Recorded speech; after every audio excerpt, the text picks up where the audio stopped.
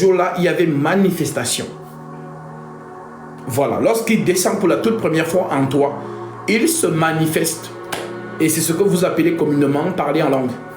Ce n'est pas l'homme qui parle en langue, c'est l'esprit qui s'exprime. Donc à chaque fois que vous allez voir quelqu'un s'exprimer, pas de lui-même, parce que vous allez voir des sorcières et des sorciers qui vous font les ribobori baba, les shaba shaba shaba, les trucs machin, c'est la sorcellerie. Voilà. Ce sont les gens qui ont appris à parler en langue avec Ivan Castano qui fait des formations de parler en langue. Répétez après moi. Ri, ri, ri. Ro, ro, ro. Bo, bo, bo. Ba, ba, ba. Maintenant, mélangez le tout. Ri, ro, bo, bo, bo, bo, ba, ba, ba. Donc, ce sont des sorciers qui font ça. Ça n'a rien à voir avec l'onction du Saint-Esprit. Parce que lorsqu'il descend sur toi pour la toute première fois, il se proclame, il s'exprime, il se glorifie. C'est ce que Jésus a dit à la femme samaritaine. Les vrais adorateurs adoreront le Père en esprit et en vérité. Voilà. Donc, adorer en esprit et en vérité, c'est quoi? Les mauvais enseignants vous ont appris que adorer, c'est le piano. Quand on joue au piano, là, adorer, c'est les tam-tams, chanter les louanges. Ce n'est pas ça l'adoration. L'adoration, c'est du domaine du Saint-Esprit. Voilà pourquoi Jésus réserve ça aux vrais adorateurs. C'est ce que l'Écriture nous dit, Jean chapitre 19. Les vrais adorateurs adoreront le Père en esprit et en vérité. Donc, l'adoration commence lorsque l'Esprit du Père te scelle. C'est ça qu'on appelle le baptême du Saint-Esprit. Lorsque l'Esprit du Père te scelle, là maintenant cet Esprit va se proclamer. Je te donne un exemple. Nous sommes dans Actes chapitre 19. Verset 1.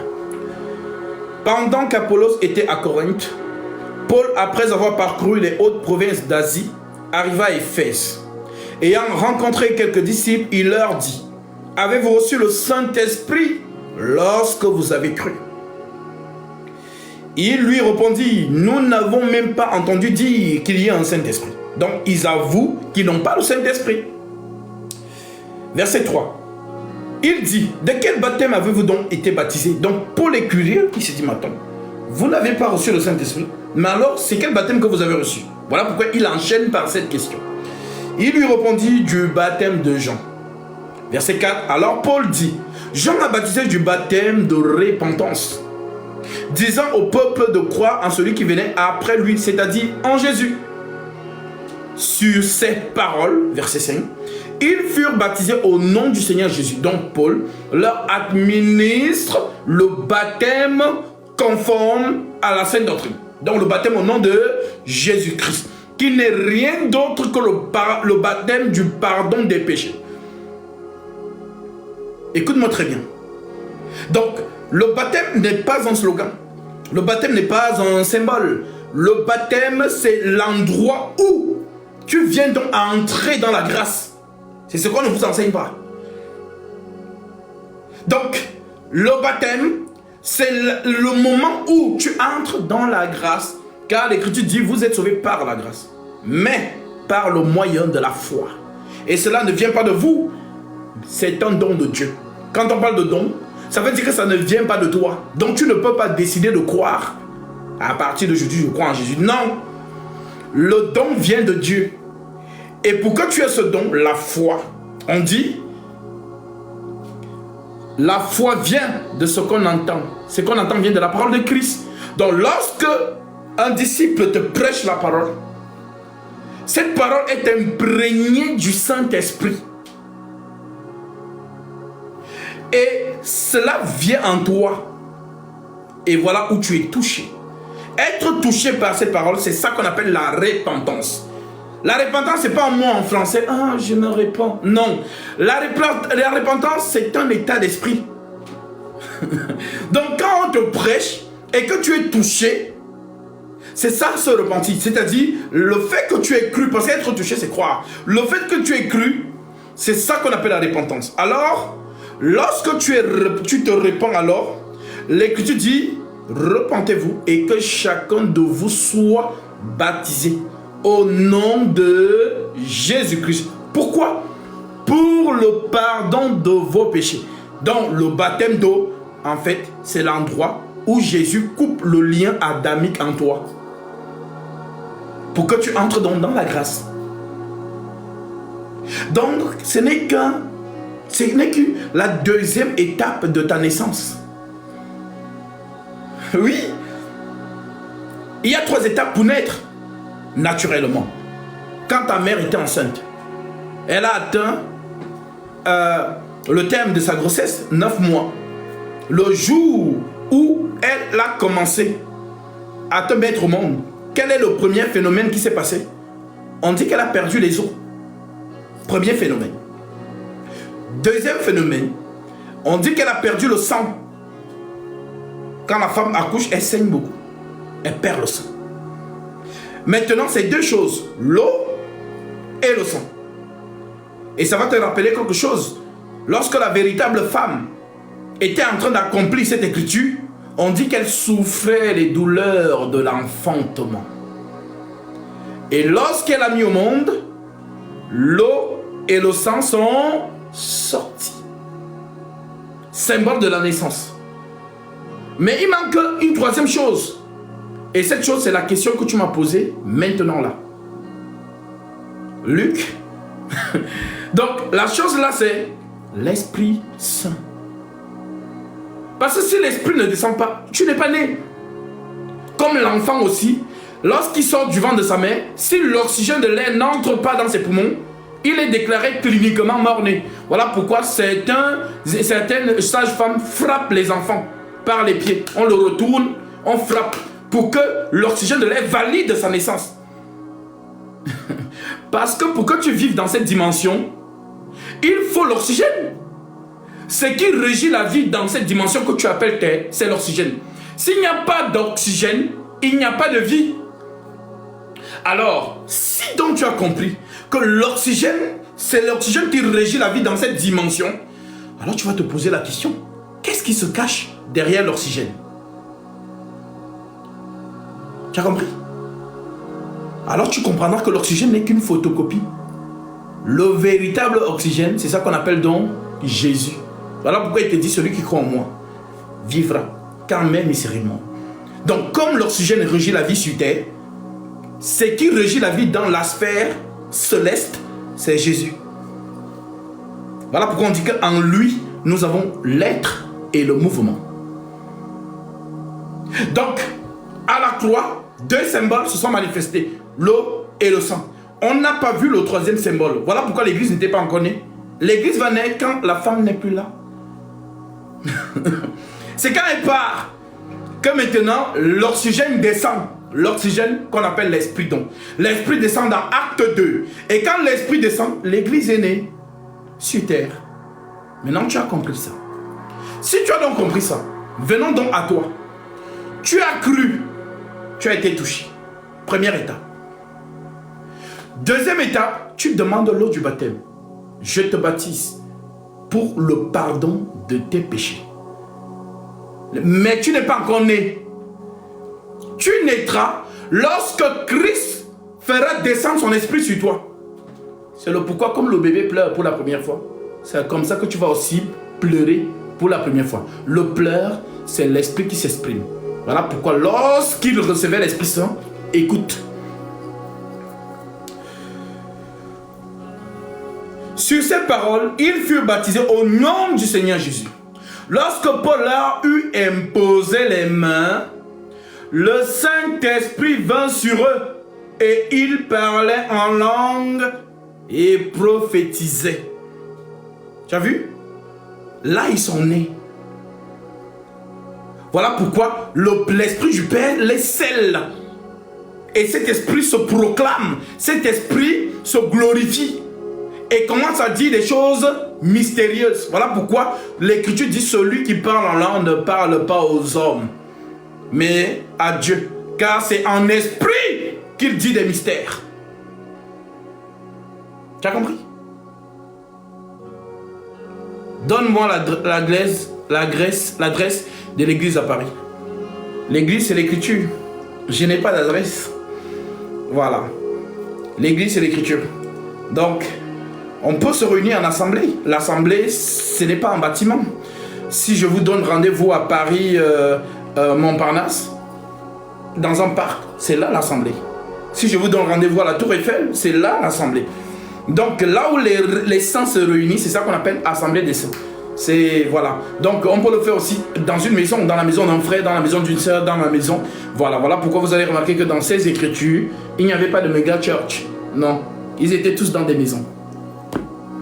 Donc, j'espère que tu as compris, ou bien vous avez compris ce que je viens d'expliquer.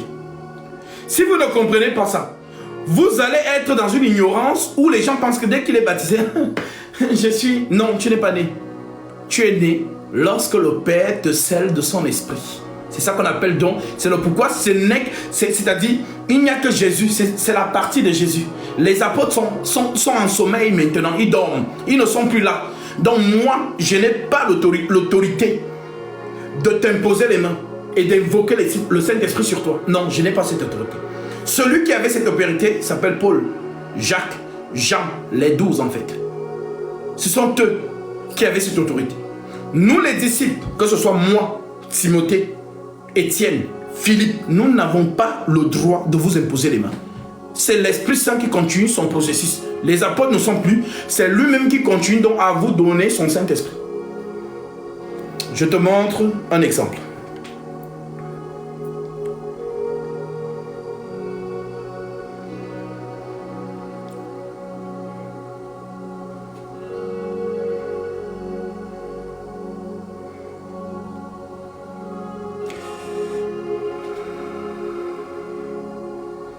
Alors,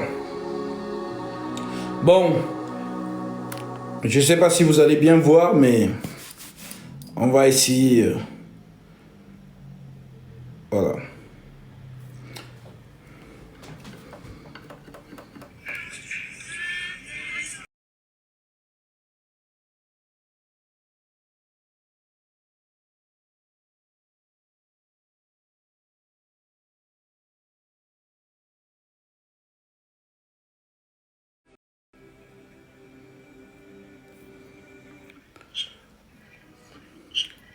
Est-ce que vous m'entendez?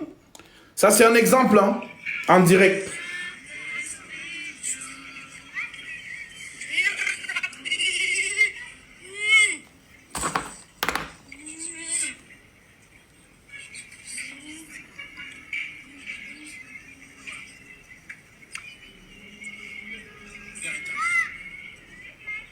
Voici ta fille, à qui tu as permis la vérité de l'évangile de son esprit. Transforme-moi ta parole. Allez, et faites des nations des disciples, les baptisant au nom du Père, du Fils et du Saint-Esprit. Et enseignez-leur à observer tout ce que je vous ai prescrit. Et voici ce que vous ferez jusqu'à la fin du monde. Allez, prêchez la bonne nouvelle à toute la création. Celui qui croit et qui sera baptisé sera sauvé. Celui qui ne croit pas sera sauvé. Le Saint-Esprit étant survenu ce jour-là, le Saint-Esprit nous a révélé que le nom du Père, c'est le Seigneur Jésus-Christ. Pierre, revêtu de ton esprit, déclare ce jour: repentez-vous et que chacun de vous soit baptisé au nom de Jésus-Christ pour le pardon de vos péchés et vous recevrez le don du Saint-Esprit. Moi, ayant l'autorité du Dieu Tout-Puissant, je te baptise au nom de Jésus-Christ.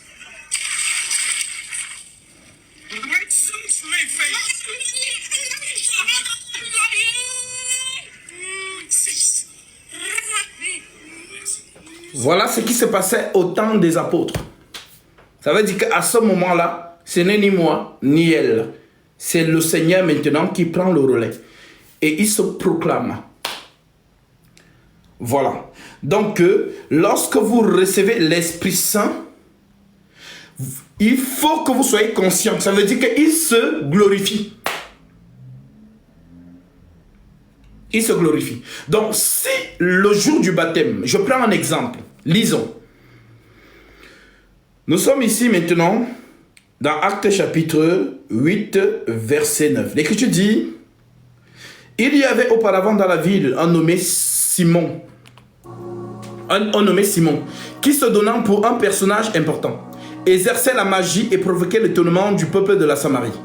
Tous, depuis le plus petit jusqu'au plus grand, l'écoutaient attentivement et disaient: celui-ci est la puissance de Dieu, celle qui s'appelle la grande. Ils l'écoutaient attentivement parce qu'il les avait longtemps étonnés par ses actes de magie. Verset 12. Mais quand il eut cru à Philippe, Philippe, c'est un disciple. Ce n'est pas un apôtre, c'est un disciple. Lorsqu'ils ont cru à Philippe, qui leur annonçait la bonne nouvelle du royaume de Dieu et du nom de Jésus-Christ, hommes et femmes se firent baptiser. Je te montre encore l'exemple. Tu vois par exemple, ça c'est peut-être Philippe en Samarie. Tu vois toutes ces personnes viennent prendre leur baptême. Maintenant, c'est ce qui s'est passé avec Philippe. C'est ce qui s'est passé avec Philippe. Maintenant, on dit que, mais quand il eut cru à Philippe, qui leur annonçait la bonne nouvelle du royaume de Dieu et du nom de Jésus-Christ, hommes et femmes se firent baptiser. Simon lui-même, dont le magicien, lui-même crut, on dit qu'il a cru, et après avoir été baptisé, il ne quittait plus Philippe et il voyait avec étonnement les miracles et les grands prodiges qui s'opéraient. Verset 14. Les apôtres qui étaient à Jérusalem, donc les apôtres sont à Jérusalem. Philippe, lui, il est sorti, évangélisé, conduit par le Saint-Esprit. Les apôtres qui étaient à Jérusalem, ayant appris que la Samarie avait reçu la parole de Dieu, ils envoyèrent Pierre et Jean. Maintenant, ceux-ci viennent faire quoi? On dit, ceux-ci arrivèrent chez les Samaritains, prièrent pour eux, afin qu'ils reçussent le Saint-Esprit. Car ils n'étaient encore descendus sur aucun d'eux. Ils avaient seulement été baptisés au nom du Seigneur Jésus. Alors, on pourrait se poser la question. Pourquoi est-ce que Philippe qui leur a prêché la parole, Philippe qui leur a baptisé, pourquoi Philippe n'a pas imposé les mains sur eux? Car lorsque Philippe a baptisé, l'Esprit Saint n'est pas descendu sur aucun d'eux. Alors les apôtres viennent. Jean, le plus jeune des apôtres, Pierre, le plus âgé des apôtres. Ils arrivent donc et imposent les mains à ces personnes. Et l'Esprit Saint descend. Tu as vu? Mais pourquoi Philippe n'a pas fait ça? Parce que Philippe sait que les disciples n'ont pas le droit. Voilà pourquoi vous qui donnez vos grosses têtes là, aux faux hommes de Dieu, qui vous prennent des choses. Et la parole de Dieu, elle est mystique. Le monde des esprits existe. Quand Aaron posait sa main sur l'animal et posait la main sur l'homme, il transférait des choses. Donc le péché de l'homme va dans l'animal et l'innocence de l'animal vient dans l'homme. Voilà pourquoi l'animal meurt à ta place. Maintenant, les faux hommes de Dieu que vous voyez avec les bagues magnétisées là, il y a des marabouts, des sorciers qui ont mis des costumes et des cravates et qui viennent dans ces choses-là où ils vont, parce que lorsque la condensation des hommes, c'est une énergie. Quand vous voyez les concerts là, où Beyoncé fait le concert, vous voyez le nombre de gens. Si vous pouvez imaginer l'énergie qui est dégagée là. Il faut qu'on vous apprenne le monde occulte, c'est que c'est. Parce que comme vous êtes ignorant, ben voilà comment c'est un. Elle part, elle entre dans une méga church, elle était bien. Dès qu'elle entre dedans, les choses qui ne se manifestaient jamais dans sa vie commencent à se manifester. On t'a fait un transfert. N'acceptez jamais que ces hommes-là touchent vos têtes.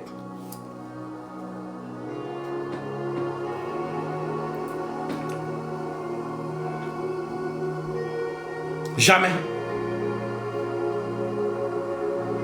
N'acceptez jamais. Si vous voyez quelqu'un qui te dit, prends la bouteille d'eau, je vais souffler. N'acceptez jamais ces choses. Prends la bouteille d'eau de litre. N'acceptez jamais ces choses. Jésus nous a donné son nom. Il a dit, à mon nom, vous imposerez les mains aux malades, vous les guérirez. À mon nom, vous chasserez les démons. S'ils boivent quelques breuvages mortels, rien ne leur arrivera. Un enfant de Dieu ne peut pas mourir du poison. C'est pas possible. Parce que la parole de Jésus ne ment pas. Il dit, mes paroles sont esprit et vie. Si tu as vu comment quelqu'un est en train de mettre le poison dans ta nourriture ou ton verre, c'est là où l'écriture qui dit l'homme sage voit le danger de loin et s'en détourne. Donc comme tu as vu, tu ne vas pas aller dire, bon, comme tu as vu, je vais boire, rien ne va m'arriver. Non, tu as vu. C'est si tu ne le vois pas, peut-être que tu étais distrait, on a mis le poison dans ta nourriture.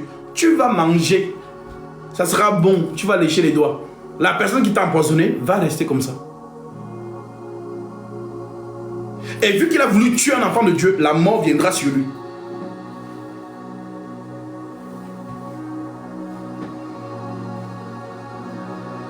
Donc, c'est la sorcellerie. Toute personne qui va vous dire, prends ton mouchoir.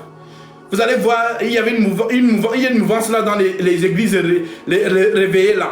Où prenez les mouchoirs.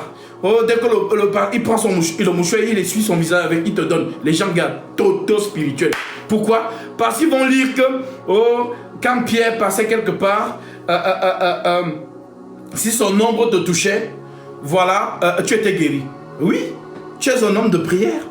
Tu peux dégager ça. Pierre était un homme comme toi. Mais Pierre n'a jamais dit à quelqu'un, prends de l'eau. Je vais prier sur ça. Prends de l'huile. Je vais prier sur ça. Prends telle chose. Mets un peu de cyclone. Mets l'ail. Tourne cette fois. Lave-toi en récitant le psaume 78. Non. Ne faites pas ces choses-là. À ce moment-là, vous apportez un feu étranger. Donc les apôtres avaient le droit de vous imposer les mains et d'invoquer l'Esprit Saint sur vous. Les disciples n'avaient pas ce droit. Voilà pourquoi Philippe, ici, comme vous pouvez le voir, n'a imposé les mains à personne. Maintenant, les apôtres ne sont plus. Maintenant, qui donne donc le Saint-Esprit aujourd'hui? C'est toujours le Saint-Esprit lui-même. Celle que, la soeur que vous voyez que je baptise là, c'est l'Esprit Saint qui lui a donné l'Esprit de Dieu. Il y a des gens qui me suivent, l'Esprit Saint tombe sur eux.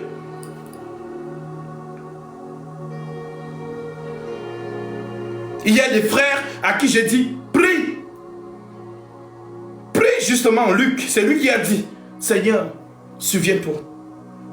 Tu es un Dieu qui tient toujours à ta parole. Tu avais dit, nous qui sommes méchants et qui savons donner des bonnes choses à nos enfants, à combien plus forte raison le Père Céleste ne donnerait-il pas son Saint-Esprit à ceux qui le lui demandent? Seigneur, j'ai cru. Seigneur, j'ai été baptisé d'eau. Seigneur, accorde-moi ton Esprit Saint. Tu pries. Prie, prie. À un instant T, tu vas voir ce qui va se passer. Tu vas voir toi-même. Lorsqu'il vient, c'est la proclamation. Il se glorifie. C'est là, à cet instant-là, que tu deviens un adorateur, une adoratrice en esprit et en vérité. Voilà pourquoi beaucoup aujourd'hui, donc ils ont banalisé le Saint-Esprit. Pour eux, dans leur tête, demande à un catholique s'il a le Saint-Esprit, il va te dire oui. Demande à un luthérien, il va te dire la même chose. Mais ils n'ont pas le Saint-Esprit.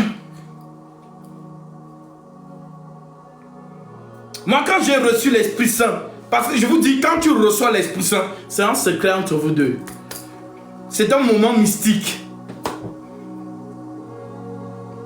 C'est pas quelque chose d'imaginaire où vous êtes là. Peut-être j'ai eu la chair de poulet. Je me souviens que j'étais tombé. Non, c'est pas ça.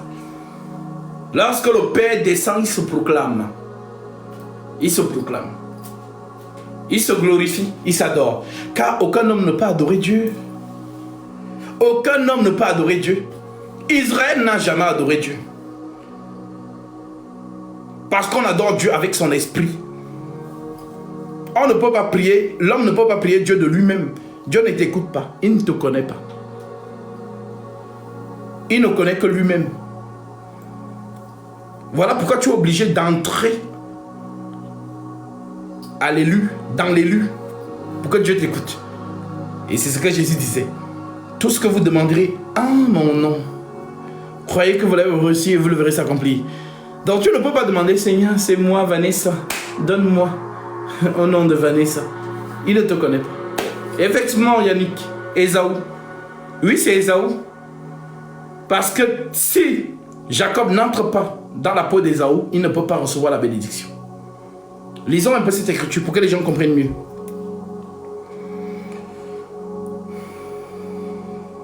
Genèse.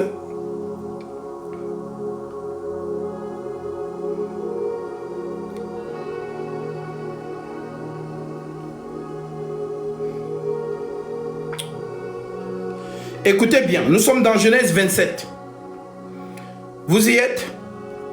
Voilà, parce que j'aime que lorsque nous sommes en train de manipuler l'épée de la justice, les Écritures, que chacun de vous, en tout cas pour ceux qui prennent ces choses au sérieux, ceux qui ne sont pas là parce qu'ils s'ennuient, je vous étudie d'avoir la Bible avec vous pour vérifier les Écritures.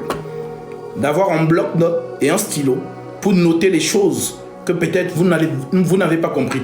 Et le live d'aujourd'hui est particulier. Vous envoyez vos demandes, vous posez vos questions et on va vous répondre à la lumière des Écritures. Ne soyez plus dans l'ignorance.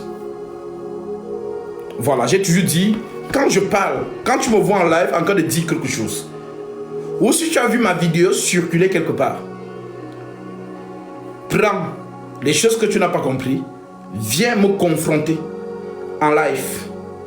Tu poseras la question et nous allons parler que par l'écriture. Parce que l'homme c'est un menteur. Seul Dieu est vrai.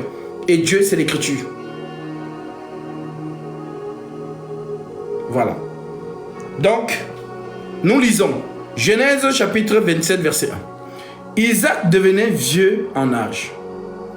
Et je vous ai toujours dit, nous quand nous enseignons, nous vous avons appris qu'il n'y a que Dieu qui parle de lui-même dans les Écritures. Il prend des acteurs, il met en scène. Mais en réalité, il parle de lui. En réalité, il ne parle que de lui. Il met juste les choses en scène. Mais toi qui comprends les choses, tu dois comprendre que quel est le message qui veut me glisser à travers cette scène. Qu'est-ce que je dois comprendre? C'est ça, c'est comme ça qu'il faut que tu lises les Écritures.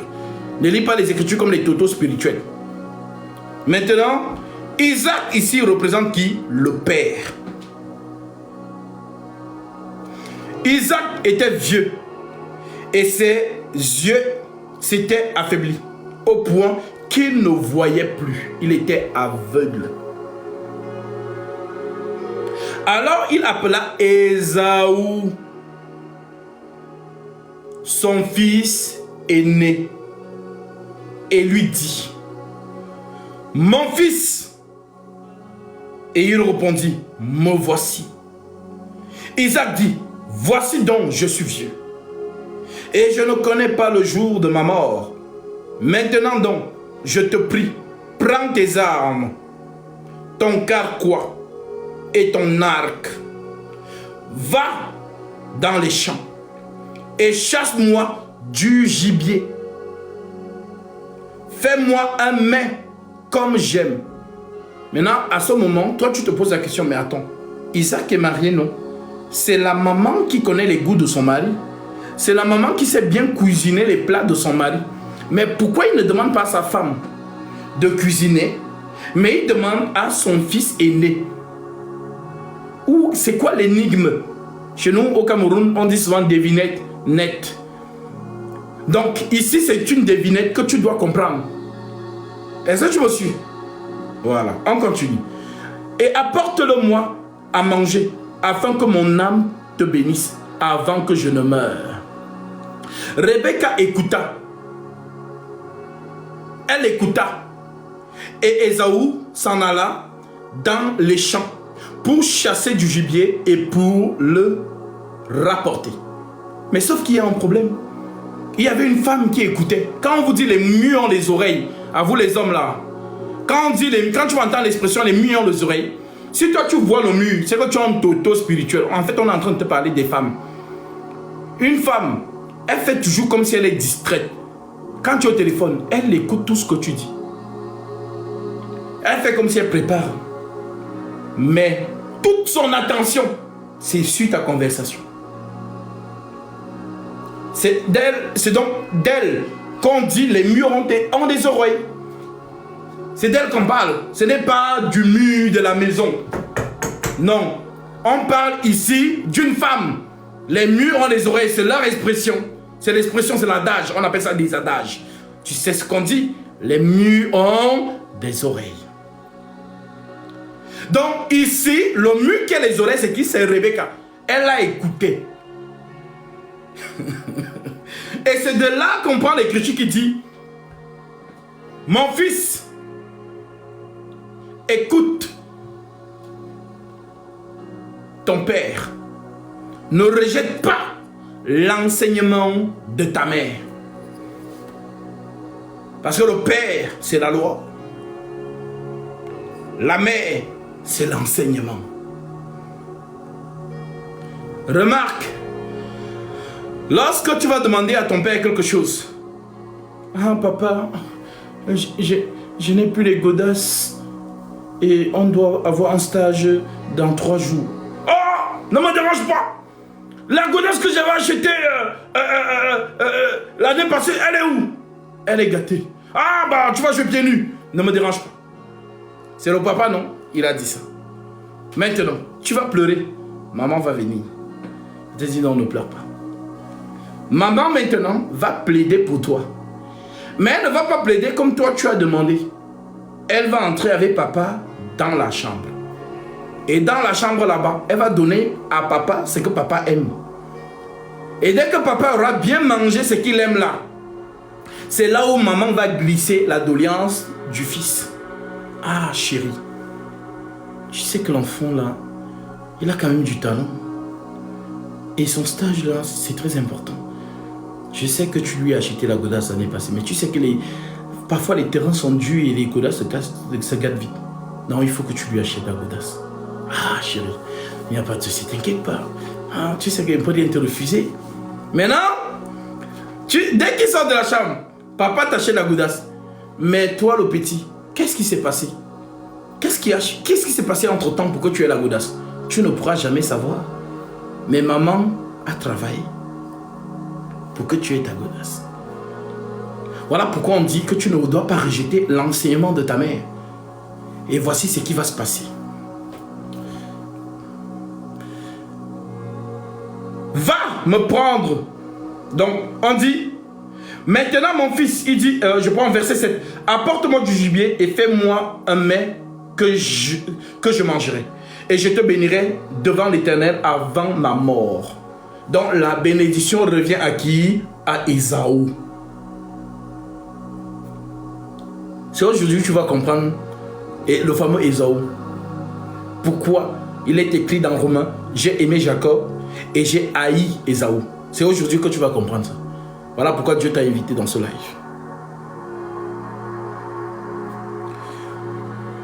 Va! Maintenant, mon fils, écoute ma voix. Donc ici, nous avons au verset 7, apporte-moi du gibier, le père Isaac qui dit ça à Ésaü, et fais-moi un mets que je mangerai, et je te bénirai devant l'Éternel avant ma mort. Verset 8, maintenant mon fils, écoute ma voix à l'égard de ce que je te commande. Va me prendre au troupeau 2 bons chevreaux. Donc tu vois ici que Rebecca, qui a écouté au mur son mari parler à son fils aîné, elle court vite donc, parce qu'elle a compris que la bénédiction va être donnée à Ésaü. Mais elle a un problème avec Ésaü. Son problème c'est quoi? C'est qu'elle avait ordonné à ses 2 fils de ne pas prendre pour femmes des Africaines. On les appelait à l'époque les filles de Heth. Et Heth est sorti de Couche, Nubie ou encore Éthiopie. Donc ce qu'on appelle Canaan, c'est le vaste territoire des Africains. Alors la mère dit à ses 2 fils, ne prenez jamais pour femmes les filles cananéennes ou encore des Hétiennes, parce que elles font des mauvaises choses, elles bassent les hommes, elles consultent les marabouts, elles consultent les devins, les astrologues. Voilà pourquoi je vous invite à noter Deutéronome 18 verset 18. Vous allez méditer à la maison, vous allez comprendre pourquoi Rebecca avait dit à ses fils de ne pas toucher les femmes des Heth. Sauf que Ésaü, fils aîné, Lui, il est tombé amoureux d'une fille de Heth. Et il allait prendre pour femme une fille de Heth. Et ça a déplu à sa mère. Voilà pourquoi sa mère ne le considérait plus. Et la mère était attachée à Jacob. Parce qu'elle avait dit à son mari, si un de mes fils prend une fille de Heth, la vie ne me sert à rien. Je préfère mourir. Et c'est ce que le fils aîné a fait. Il allait prendre une fille de Heth. Alors sa mère ne l'a plus considéré. Et sa mère s'est attachée à son frère Jacob. Alors voici ce que la mère dit. Maintenant mon fils, donc ici il s'agit de Jacob, écoute ma voix à l'égard de ce que je te commande. Va me prendre au troupeau 2 bons chevaux. Je ferai pour ton père un mets comme il aime. Et tu le porteras à manger à ton père, afin qu'il te bénisse avant sa mort. Jacob répondit à sa mère, voici Ésaü mon frère est velu, donc il est poilu, et je n'ai point de poil. Peut-être mon père me touchera-t-il, et je passerai à ses yeux pour un menteur. Et je ferai venir sur moi la malédiction et non la bénédiction. Sa mère lui dit, que cette malédiction, mon fils, retombe sur moi. Donc sa mère s'engage que si ton père te maudit, que sa malédiction retombe sur moi. Écoute seulement ma voix. Oui mon fils, écoute ma voix. Et va me les prendre. Jacob alla les prendre et les apporta à sa mère, qui fit un mets comme son père aimait. Ensuite Rebecca prit les vêtements d'Ésaü, son fils aîné, les plus beaux qui se trouvaient à la maison, et elle les fit mettre à Jacob, son fils cadet. Elle couvrit ses mains de la peau de chevreau. Donc pour rendre Jacob velu, donc poilu, elle couvre ses mains de la peau de chevreau. Et son cou qui était sans poil. Et elle plaça dans la main de Jacob, son fils, le mets et le pain qu'elle avait préparé. Il vint vers son père et dit, mon père. Et Isaac dit, me voici. Qui es-tu? Mon fils. Jacob répondit à son père, je suis Ésaü. Il ne dit pas, je suis Jacob. Je suis Ésaü, ton fils aîné. J'ai fait ce que tu m'as dit. Lève-toi, je te prie. Assieds-toi et mange de mon gibier, afin que ton âme me bénisse. Isaac dit à son fils, et quoi? Tu en as déjà trouvé, mon fils? Et Jacob répondit, c'est que l'Éternel, ton Dieu, l'a fait venir devant moi. Isaac dit à Jacob, approche donc et que je te touche. Oui, je dois te toucher.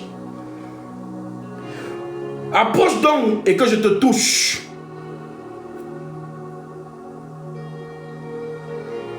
Mon fils, pour savoir si tu es mon fils Ésaü. Oui, parce que c'est mon fils Ésaü que je veux. Et tu comprends c'est qui Ésaü maintenant. Jacob s'approcha d'Isaac, son père, qui le toucha et dit, la voix est la voix de Jacob, mais les mains sont les mains d'Ésaü. Voilà pourquoi quand tu pries, Dieu entend ta voix, mais ce n'est pas toi qu'il voit. C'est Ésaü qu'il veut toucher. Parce qu'Ésaü, c'est son fils préféré.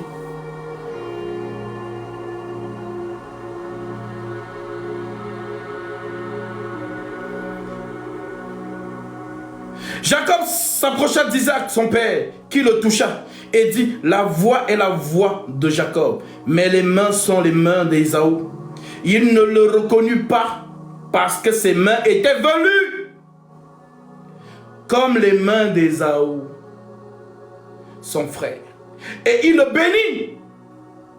Il dit, c'est toi qui es mon fils Ésaü? Il se rassure encore. Et Jacob répondit, c'est moi.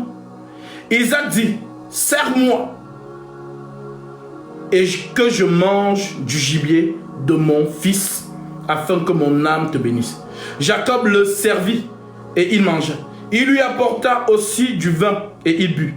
Alors Isaac son père lui dit, approche donc, baise-moi mon fils. Jacob s'approcha et le baisa. Il sentit l'odeur, parce que lui il aime sentir l'odeur. Quand vous lisez Noé, c'est toujours l'odeur. Quand vous lisez Lévitique chapitre 16, Lévitique chapitre 17, c'est toujours l'odeur. Une offrande d'une bonne odeur. Et vous savez qui dégage cette odeur? Jacob s'approcha et le baisa. Isaac sentit l'odeur de ses vêtements. Puis il le bénit.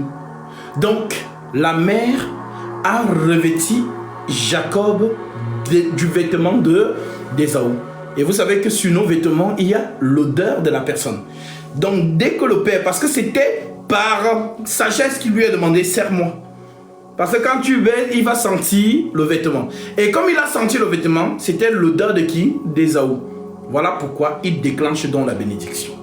Alors Isaac, son père, lui dit, approche donc et baise-moi, mon fils. Jacob s'approcha et baisa. Isaac sentit l'odeur de ses vêtements, puis il le bénit et dit, voici l'odeur de mon fils est comme l'odeur d'un champ que l'Éternel a béni. Que Dieu te donne de la rosée du ciel et de la graisse de la terre, du blé et du vin en abondance. Que les peuples te soient soumis et que des nations se prosternent devant toi. Sois le maître de tes frères et que les fils de ta mère se prosternent devant toi. Maudit soit quiconque te maudira et béni soit quiconque te bénira. Tu as compris? Maintenant, le message est lequel? Le message ici, Ésaü, c'est celui qu'on a détesté pour toi. Je hais Ésaü. J'ai aimé Jacob et j'ai haï Ésaü. Ésaü était haï à la croix. On l'a voué à Satan. C'est lui le bouc pour Azazel. Parce qu'il est devenu pécheur. Il a porté tes péchés. Et il est mort à ta place. Et toi, tu es libre. Donc il a été haï. Et toi, tu as été aimé. C'est ce mouvement. Voilà pourquoi Jacob doit être dans le corps d'Ésaü. S'il n'est pas dans son corps, il ne peut pas être exaucé. C'est pourquoi Jésus dit, tout ce que vous demanderez au Père en mon nom, croyez que vous l'avez reçu et vous le verrez s'accomplir. Parce que le Père n'exauce qu'Ésaü. Voilà pourquoi nous sommes tous obligés d'entrer dans Ésaü pour demander quoi que ce soit au Père. Parce que c'est en Ésaü qu'il y a la bénédiction. C'est lui le véritable Abraham. En toi, toutes les nations de la terre seront bénies. Et nous savons que le nom d'Abraham a été changé en Abraham, père d'une multitude. Et on nous dit, l'apôtre Paul, que je vais lire,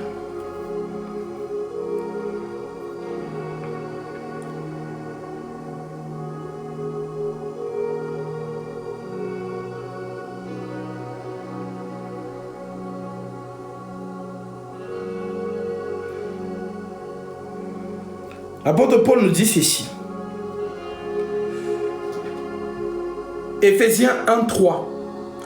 Béni soit Dieu, le Père de notre Seigneur Jésus-Christ, qui nous a bénis de toutes sortes de bénédictions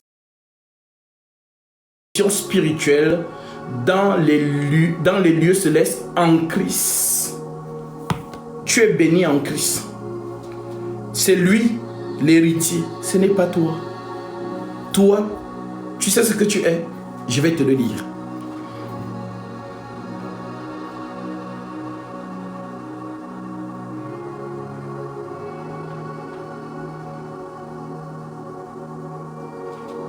Romains chapitre 8,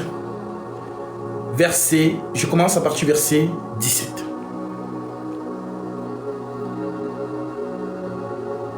L'Écriture déclare: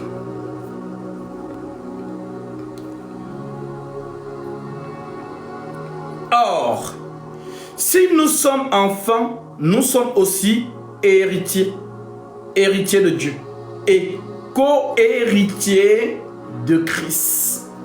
Co-héritier.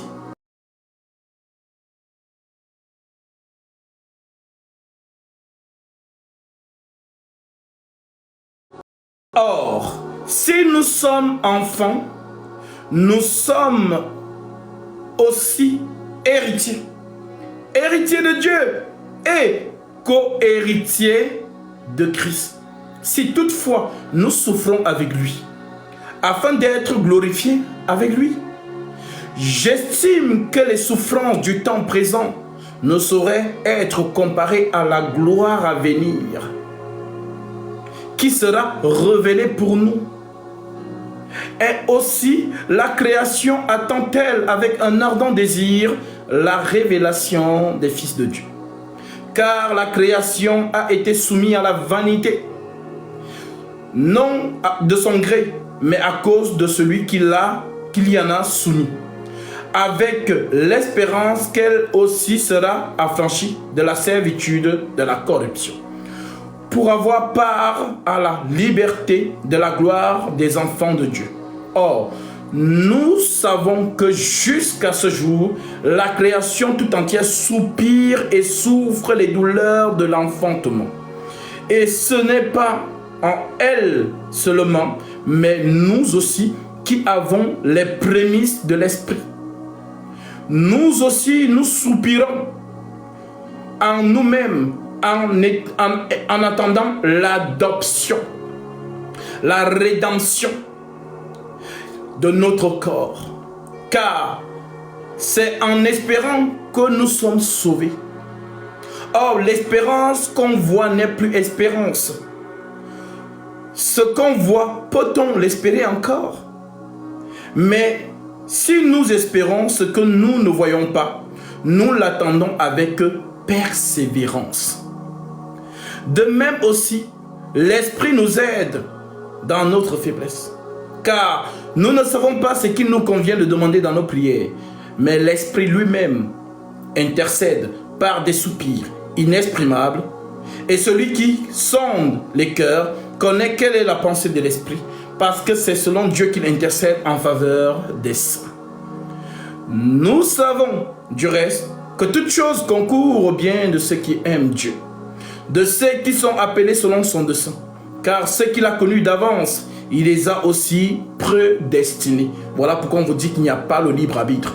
Les gens qui vous enseignent le libre arbitre, ce sont des gens qui ne maîtrisent pas le plan divin. Il n'y a pas de libre arbitre. Voilà, tu ne deviens pas enfant de Dieu sur la terre, tu l'as été avant que la terre soit fondée. Voilà pourquoi on dit, car ceux qu'il a connus d'avance, il les a aussi prédestinés à être semblables à l'image de son Fils, afin que son Fils fût le premier-né d'entre plusieurs frères. Et ceux qu'il a prédestinés, il les a aussi appelés. Et ceux qu'il a appelés, il les a aussi justifiés. Et ceux qu'il a justifiés, il les a aussi glorifiés. Que dirons-nous donc à l'égard de ces choses? Si Dieu est pour nous, qui sera contre nous? Lui qui n'a point épargné son propre Fils, mais qui l'a livré pour nous tous, comment ne nous donnera-t-il pas aussi toutes choses avec lui? Qui accusera les élus de Dieu? Qui vous accusera? C'est Dieu qui justifie. Qui les condamnera? Christ est mort. Bien plus, il est ressuscité. Il est à la droite de Dieu. Et il intercède pour nous. Qui nous séparera de l'amour de Christ? Serait-ce la tribulation? Ou l'angoisse? Ou la persécution? Ou la faim? Ou la nudité? Ou le péril? Ou l'épée? Selon qu'il est écrit, c'est à cause de toi qu'on nous met à mort tous les jours, qu'on nous regarde comme des brebis destinées à la boucherie. Mais dans toutes ces choses, nous sommes plus que vainqueurs par celui qui nous a aimés. Car j'ai l'assurance que ni la mort, ni la vie, ni les anges, ni les dominations, ni les choses présentes, ni les choses à venir, ni les puissances, ni les hauteurs, ni les profondeurs, ni aucune autre créature ne pourra nous séparer de l'amour de Dieu manifesté en Jésus-Christ, notre Seigneur. Donc oui, nous sommes en Christ, en Ésaü. Nous avons revêtu sa peau, la peau du chevreuil. Car l'Écriture dit, dans Proverbe, verset 27 à 26, l'Écriture déclare, les agneaux sont pour te vêtir et les boucs pour payer le champ. Maintenant tu te souviens que ton grand-père, Dieu l'a couvert de la peau d'un animal dans le jardin d'Éden. Cette peau, c'est Jésus-Christ. Et nous n'avons plus les feuilles de figuier sur nous. Nous avons maintenant la peau de l'agneau. C'est sa mort. Voilà pourquoi nul ne peut nous condamner. Parce qu'il est lui-même le juge et il est encore lui-même l'avocat. Voilà pourquoi on dit qui condamnera les élus de Dieu. Qui va les condamner?